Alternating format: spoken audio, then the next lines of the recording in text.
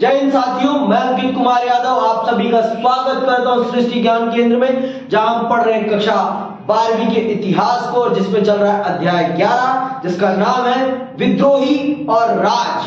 जिसमें अभी तक हमने इस अध्याय में समझ लिया है कि 1857 के विद्रोह के प्रारंभ होने के पीछे किन कारणों का महत्वपूर्ण योगदान है। हमने ये भी समझ लिया कि इस विद्रोह को अंग्रेजों ने किस प्रकार से दबाया, ये भी हमने समझ लिया। अब हम चल रहे हैं उसी को और विस्तार से समझने कि विद्रोह को समाप्त करने में अंग्रेजों ने किस किस प्रकार की चीजों का इस्तेमाल किया और इस विद्रोह को समाप्त करके फिर अपने 90 साल के शासन की एक पुरजोर नींव को रख दिया। तो चलिए पढ़ते हैं और समझते हैं विद्रोह के स्वरूप को। 1857 ईस्वी के विद्रोह के स्वरूप के संबंध में विद्वान इतिहासकारों में पर्याप्त विचार विभिन्न हैं।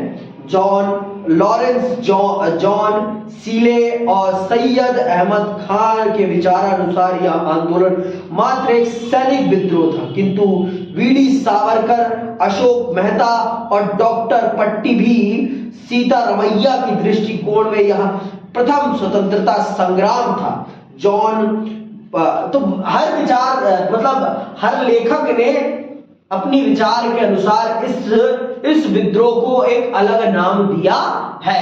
कुछ ने तो सिर्फ इसे एक सैनिक विद्रोह भर माना है और कुछ लोगों ने, जिसमें वीर सावरकर भी आते हैं, ठीक है, उन्होंने इसे भारत का प्रथम स्वतंत्रता संग्राम माना है। उन्होंने ये स्वीकारा है कि 1857 का जो विद्रोह है ये भारत की पहली आजादी की लड़ाई है। अब ये आप पे ऊपर है।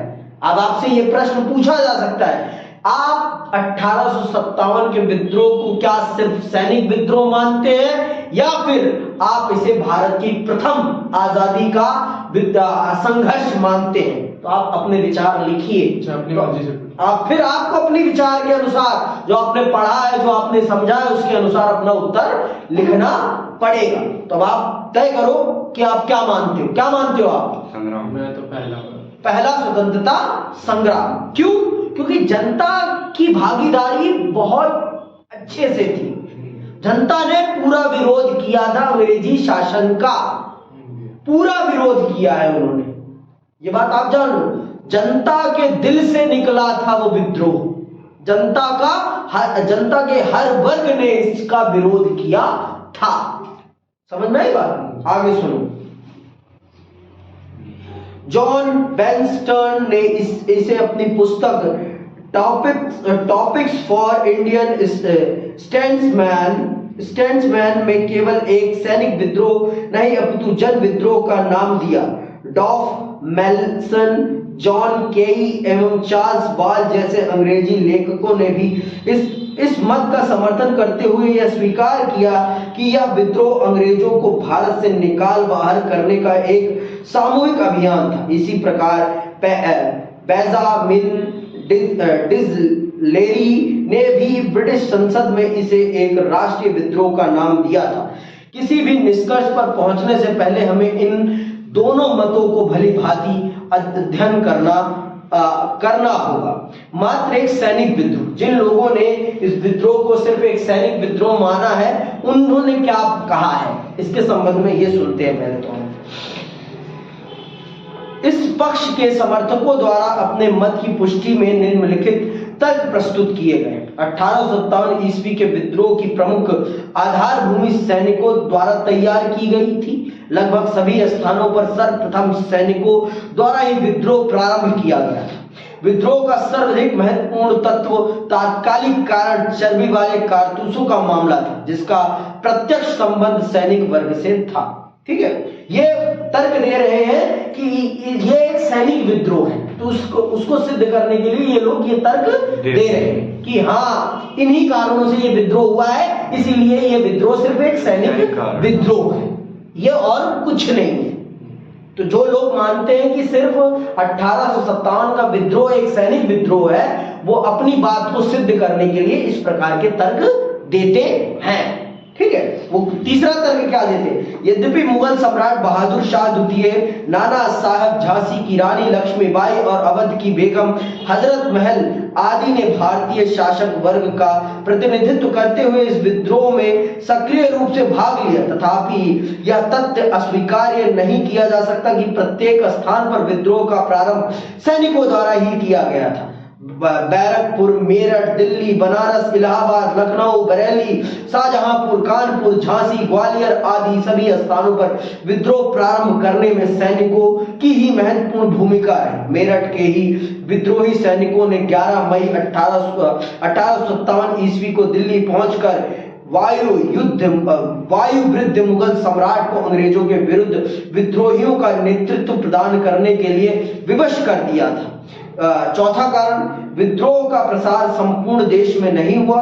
मूलतः सैनिक विद्रोह होने के कारण यह उन्हीं नगरों एवं क्षेत्रों तक सीमित रहा जहां सैनिक चौकियां और सैनिक छावनियां थी अथवा जहां सैनिकों की संख्या अधिक थी। पांचवा कारण क्या कहते हैं ये सैनिक विद्रोह बताने के में, विद्रोह का दमन करने में ब्रिटिश सरकार को अधिक कठिनाइयों का सामना नहीं करना पड़ा क्योंकि इसे सामान्य भारतीय जनों का सहयोग एवं समर्थन प्राप्त नहीं था। अब आप बताओ, जनता का समर्थन प्राप्त था कि नहीं था? जनता का समर्थन प्राप्त था, उनको बहुत कठिनाई भी हुई थी। समझ में आई बात? जनता का तो अपार समर्थन प्राप्त था इस विद्रोह का। समझ में आई बात? इस विद्रोह में जनता ने सबसे ज्यादा जन भागीदारी दी है। जनता ने सबसे ज्यादा जन भागीदारी दी है, ये बात आप जान लो। आगे सुनो। तो अंग्रेजों का ये तथ्य कहना, जो लोग मानते हैं कि ये 1857 का विद्रोह सिर्फ एक सैनिक विद्रोह है, ये सरासर ना इंसाफी है। सरासर ना इंसाफी है इस विद्रोह के साथ। ये विद्रोह सिर्फ एक सैनिक विद्रोह मात्र नहीं था। ये विद्रोह भारत की आजादी का पहला बिगुल था, लेकिन उन दोगलों के चलते ये बिगुल अपनी सफलता में सफल नहीं हो पाया, बस उन दोगलों के कारण। और वो दोगले आज भी इस देश की राजनीति में विद्यमान है, ये बड़ी दुख की बात है। आगे सुनिएगा। भारत का बहुसंख्यक कृषक वर्ग एवं शिक्षित मध्य वर्ग इस विद्रोह से पृथक रहा। यदि यह विद्रोह मात्र एक सैनिक विद्रोह ना होता तो ब्रिटिश सरकार इतने कम समय में इसका दमन करने में सफल नहीं हो पाती। सफल क्यों हो पाई, इससे आप सब वाकिफ हो चुके हैं, क्योंकि भारत के गद्दारों ने ही अंग्रेजों का सहयोग किया, तभी यह विद्रोह रूप पाया। नहीं तो इनके लिए इस विद्रोह को रोक पाना नामुमकिन था। आपने खुद सुना, जो गवर्नर जनरल था उसने खुद स्वीकार किया है इस चीज को कि अगर भारतीयों ने इस तूफान के आगे बांध बन के खड़े नहीं होते तो हम हवा की इस लहर में, इस तूफान में उड़ जाते। आप सब जानते हैं इस कोट को, आपने सुना है कि नहीं? कल की क्लास में ही बताया था। अब जो लोग इसे संगठित हिंदू मुस्लिम विद्रोह अथवा प्रथम स्वतंत्रता संग्राम जो मानते हैं, इस मत के समर्थकों ने निम्नलिखित महत्वपूर्ण तर्कों द्वारा अपने मत की पुष्टि की है। क्या क्या तर्क दिए हैं इन लोगों ने, सुनना। 1857 ईस्वी का विद्रोह केवल चर्बी वाले कारतूसों के कारण प्रारंभ नहीं हुआ। मैं मानता हूं कि वो तात्कालिक कारण जरूर है, लेकिन सिर्फ उसी के कारण प्रारंभ नहीं हुआ है। ये सब आप सब जान चुके हैं। बहुत से आर्थिक कारण, बहुत से राजनीतिक कारण, बहुत से प्रशासनिक कारण, धार्मिक कारण है। उन सब कारणों के कारण ये विद्रोह प्रारंभ हुआ है, और इन सब कारणों को मैंने आपको स्पष्ट कर दिया है बहुत अच्छे से। मैंने बहुत अच्छे से ये स्पष्ट कर दिया है कि ये विद्रोह सिर्फ एक सैनिक विद्रोह मात्र नहीं था। समझ में आएगा? यदि यह विद्रोह केवल चर्बी वाले कारतूसों के मामले को लेकर प्रारंभ हुआ होता तो भारतीय सैनिकों द्वारा ब्रिटिश सत्ता के विरुद्ध छेड़े गए इस संघर्ष में उन्हीं चर्बी वाले कारतूसों का जमकर प्रयोग नहीं किया जाता। यह सत्य है कि विद्रोह का प्रारंभ सैनिकों ने किया, किंतु शीघ्र ही यह जन विद्रोह बन गया। लाखों कारीगरों, किसानों और सिपाहियों ने कंधे से कंधा मिलाकर 1 वर्ष से भी अधिक समय तक ब्रिटिश सत्ता के विरुद्ध संघर्ष किया। ग्रामीण अवध क्षेत्र से रिपोर्ट भेजने वाले एक अफसर की रिपोर्ट से पता चलता है कि ग्रामीण विशाल संख्या में इस विद्रोह में भाग ले रहे थे। उसने लिखा था, अंडरलाइन करना, उसने लिखा था अवध के लोग उत्तर से जुड़ने वाली संचार लाइन पर जोर बना रहे हैं। अवध के लोग गांव वाले हैं। ये यूरोपियों की पकड़ के इससे बिल्कुल बाहर है। पल में बिखर जाते हैं, पल में फिर जुट जाते हैं। शासकीय अधिकारियों का कहना है कि इन गांव वालों की संख्या बहुत बड़ी है और उनके पास बाकायदा बंदूकें हैं। तो अब आप बताओ कि क्या ये सिर्फ एक सैनिक विद्रोह था? नहीं, ये जन विद्रोह था, जनता का विद्रोह था अपनी उस शोषणपूर्ण सरकार के खिलाफ जिसने उनके राजा महाराजाओं, उनके घर की सुख चैन की रोटी छीन ली थी। विद्रोह मात्र सैनिक असंतोष के आधार पर अचानक ही प्रारंभ नहीं हो गया था। मुरादाबाद के न्यायाधीश जेसी विल्सन ने स्वयं स्वीकार किया था कि क्रांति के प्रमुख नेताओं एवं संचालकों ने 31 मई को प्रातः काल समस्त भारत में एक साथ ब्रिटिश शासन के विरुद्ध आंदोलन प्रारंभ करने की योजना बनाई थी। घुमक्कड़ सन्यासियों, फकीरों एवं मदारियों द्वारा चपातियों एवं लाल कमल के फूलों द्वारा गांव-गांव में इस क्रांति का संदेश पहुंचाया जाना इस तथ्य का स्पष्ट प्रमाण है कि यह आंदोलन एक राष्ट्रीय आंदोलन था। समझ रहे हैं बात? ये सिर्फ एक सैनिक आंदोलन नहीं था, ये एक राष्ट्रीय आंदोलन था। इन सब घटनाओं से ये बात स्पष्ट होती है। गांव में जिस प्रकार से विद्रोह की प्लानिंग की गई थी, ये इन सब चीजों को दर्शाता है और बताता है कि विद्रोह के लिए इस देश की जनता पूरी तौर पर तैयार हो गई थी, पूरी तौर पर तैयार हो गई थी। आगे तीसरा कारण है, आंदोलन में हिंदू मुसलमानों ने अपने सदियों पुराने भेदभावों को भुलाकर समान रूप से भाग लिया। मेरठ के हिंदू सैनिकों ने मुगल सम्राट बहादुर शाह द्वितीय के नेतृत्व में ब्रिटिश सेनाओं का सामना किया और कानपुर, झांसी तथा जगदीशपुर के मुसलमानों ने नाना साहब, लक्ष्मीबाई और कुंवर सिंह जैसे हिंदू नेताओं के नेतृत्व में विद्रोह किया। इसी प्रकार बरेली, शाहजहांपुर, अलीगढ़, लखनऊ आदि में हिंदुओं ने मुस्लिम नेताओं के नेतृत्व में अंग्रेजों का विरोध किया। सभी विद्रोहियों ने एक मत से बहादुर शाह को अपना सम्राट स्वीकार किया। तो अब आप बताओ क्या कहेंगे आप इसको? सिर्फ सैनिक विद्रोह मानेंगे या जन विद्रोह मानेंगे? जन विद्रोह। चौथा सुनो, विद्रोहियों को भारतीय जनता की हार्दिक सहानुभूति एवं समर्थन प्राप्त था। विद्रोह के लगभग सभी महत्वपूर्ण केंद्रों में जनसाधारण ने ब्रिटिश शासन के विरुद्ध सक्रिय भाग लिया था। स्त्री, पुरुष, बाल, वृद्ध सभी ने किसी न किसी रूप में उसमें अपना योगदान दिया था। स्मरणीय है कि झांसी में महिलाओं ने पुरुषों के वेश में अस्त्र शस्त्र धारण कर सैनिकों का डटकर मुकाबला किया था। उत्तरी और मध्य भारत में किसानों, कारीगरों, दुकानदारों, मजदूरों सभी ने पूर्ण उत्साह से ब्रिटिश सत्ता के विरुद्ध संघर्ष में भाग लिए। अनेक स्थानों पर सिपाहियों से पहले जनता द्वारा विद्रोह किया गया। उल्लेखनीय है कि अवध में ब्रिटिश सत्ता के विरुद्ध संघर्ष में अपने प्राणों की बलि देने वाले लगभग 1.5 लाख लोगों में 1 लाख से भी अधिक संख्या सामान्य नागरिकों की थी। अनेक स्थानों पर जनता द्वारा विद्रोह में कोई भाग न लिए जाने पर भी उसकी पूर्ण सहानुभूति विद्रोहियों के साथ रही। जनसाधारण द्वारा अंग्रेजों के प्रति स्वामी भक्त रहने वाले भारतीय सैनिकों का सामाजिक बहिष्कार कर दिया गया। अंततः एक ऐसा संघर्ष जिसे जन सामान्य का व्यापक सहयोग एवं समर्थन प्राप्त था। स्वतंत्रता संग्राम ही एक अग्रिम चरण कहा जा सकता है। इस प्रकार के विद्रोह को आप स्वतंत्रता संग्राम का दर्जा ही देंगे, इसको आप विद्रोह नहीं मानेंगे। तो अब आप खुद देख लो कि जनता ने कितना बढ़ चढ़कर इस विद्रोह में योगदान दिया है, कितना बढ़ चढ़कर। अब आप खुद सोचो कि इस विद्रोह को आप क्या नाम देंगे। आप इसे सिर्फ सैनिक विद्रोह कहेंगे, जन विद्रोह कहेंगे, क्या कहेंगे, ये आप खुद निर्धारित कीजिए। पांचवा कारण कि ये सैनिक विद्रोह नहीं, एक जन विद्रोह था, या कहिए भारत का पहला स्वतंत्रता संग्राम था।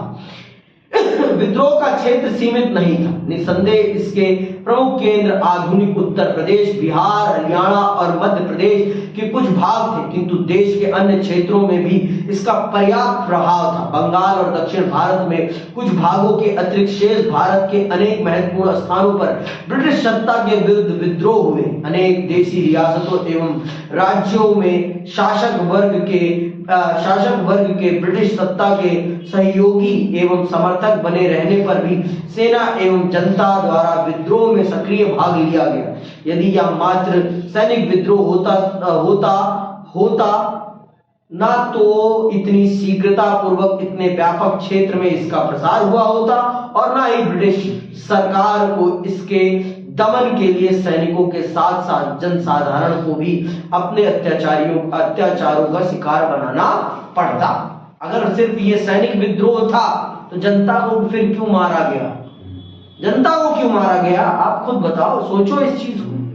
अगर सिर्फ एक साधारण सा विद्रोह होता तो जनता को इस विद्रोह में क्यों दंड दिया गया अंग्रेजों के द्वारा? आप खुद सोचो, खुद सोचो। छठा कारण सुनो, जिस कारण से हम कह सकते हैं कि ये सैनिक विद्रोह नहीं, जन विद्रोह था, और ये 6 के 6 कारण आपको पता होने चाहिए। 1857 ईस्वी के आंदोलन में विद्रोहियों ने, चाहे वे किसी भी वर्ग, जाति अथवा धर्म से संबंधित थे, एक सामान्य उद्देश्य की प्राप्ति के लिए संघर्ष में भाग लिया था। यह सामान्य उद्देश्य था भारत से ब्रिटिश सत्ता को उखाड़ फेंकना।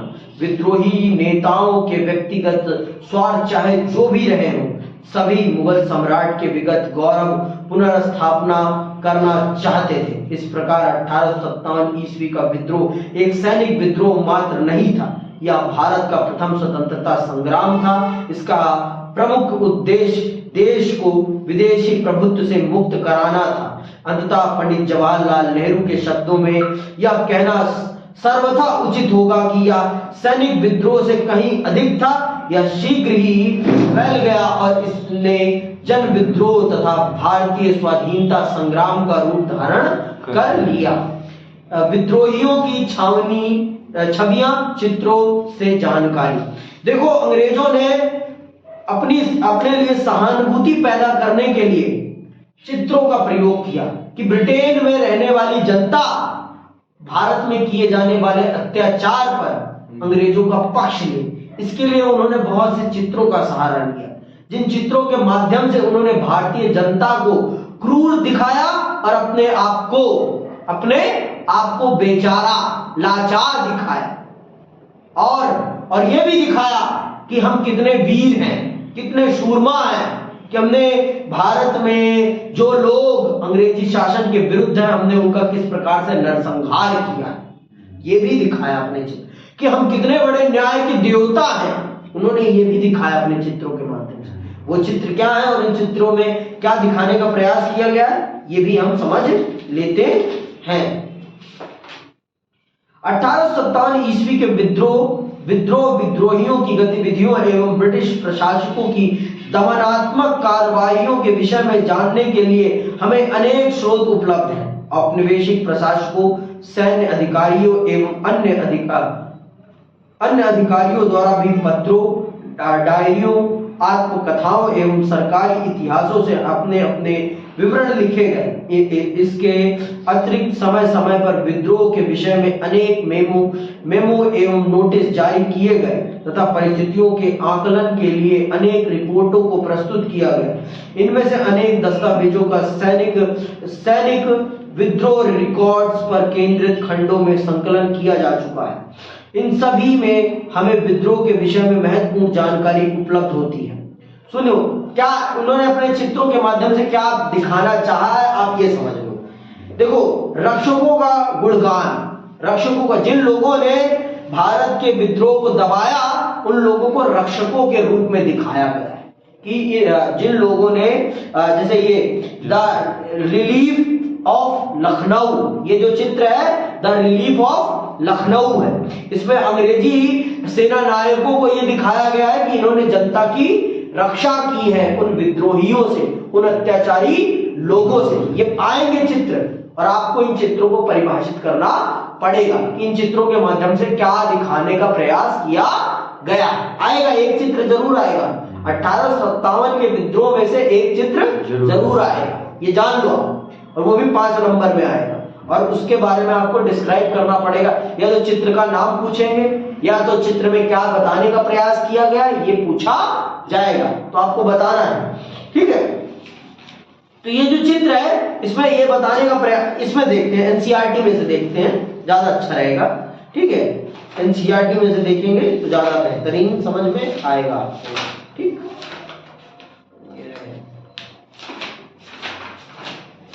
ये देखो, ये है द रिलीफ ऑफ लखनऊ, ठीक है। ये क्या है, द रिलीफ ऑफ लखनऊ। इस विद्रोह, इसमें दिखाने का यही प्रयास किया गया है कि अंग्रेजों ने भारतीय लोगों को विद्रोहियों के अत्याचार से बचाया है, विद्रोहियों के अत्याचार से बचाया है। देखो जैसे लिखा है, रक्षकों का अभिनंदन, भारत की जनता जैसे अभिनंदन कर रही है, स्वागत कर रही है अंग्रेजी सिपाहियों का कि आप आए और हमें इनके जुल्म से बचाएं। उल्टा दिखाया गया है, उल्टा दिखाया गया है, अंग्रेजों को रक्षक के रूप में दिखाया गया है। अब आप बताओ वो रक्षक थे कि भक्षक थे? समझ में आई बात? तो ये पढ़ लेना। और ये चित्र है, इसमें दिखाया गया है कि भारतीय पुरुष कितने कायर हैं कि वो महिलाओं पर, अंग्रेजी महिलाओं पर अत्याचार करें। इसका क्या नाम है, इन मेमोरियम, ठीक है, ये याद रखना इनके नाम। तो इसमें ये दिखाया गया है कि महिलाएं कितनी, ये सारे के सारे इंग्लैंड के चित्रों, इंग्लैंड के, सुन लो, इंग्लैंड के न्यूज़पेपरों में छापा जाता था, जिससे कि इंग्लैंड की जनता इस विद्रोह के खिलाफ खड़ी हो और अपनी सरकार को कहे कि सेना भेजो वहां पर और इस विद्रोह का दमन करो, इस विद्रोह को समाप्त करो, समझ आए? तो इंग्लैंड की जनता को इस विद्रोह के पक्ष में खड़ा करने के लिए इस प्रकार के चित्र वहां पर छापे जाते थे, जिससे कि इंग्लैंड की जनता भारत की जनता को ही क्या समझे, गलत। समझ में आई बात? तो ये हो गया जैसे। और एक ये है, ये देखो, ये है, ये देखो, ये वाला, कानपुर में सिपाहियों से अपनी रक्षा करती मिस हिलरी।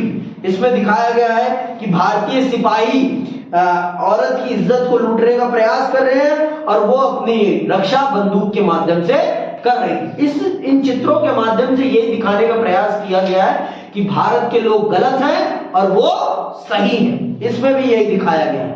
ये चित्र आया भी होगा कभी, इसका नाम है जस्टिस। इसका ये जस्टिस कर रहा है। यहां पर दिखाया गया है कि भारतीय लोग भारत की जनता पर अत्याचार करते हैं और अंग्रेज ही भारत की जनता को न्याय दिला सकते हैं और कोई भी उनको न्याय नहीं दिला सकता। तो भारत के लोगों ने भी अपनी बात को बहुत अच्छे से स्पष्ट करने के लिए, बहुत सही से रखने के लिए फिर उन्होंने भी राष्ट्रवादी चित्रों का निर्माण किया। जैसे ये झांसी की रानी का चित्र है, इस प्रकार के अनेक चित्रों को बनाया गया जिसमें ये दिखाने का प्रयास किया गया कि भारत की जनता जुड़े और भारत की जनता भी इनका संहार करे। ये देखो टीपू सुल्तान को कैसे दिखाया गया है। टीपू सुल्तान को दिखाया गया कि अंग्रेज सिपाही के आगे वो कुछ भी नहीं है, वो कुछ भी नहीं है, ऐसे दिखाने का प्रयास किया गया है, जो कि कहीं से भी उचित नहीं। ठीक है, तो ये सारी चीजें हमें समझनी बहुत जरूरी है। ठीक है, तो अंग्रेजों ने बनाए तो भारतीयों ने भी जनता को जोड़ने के लिए बहुत से चित्रों को बनाया, जिससे कि भारतीय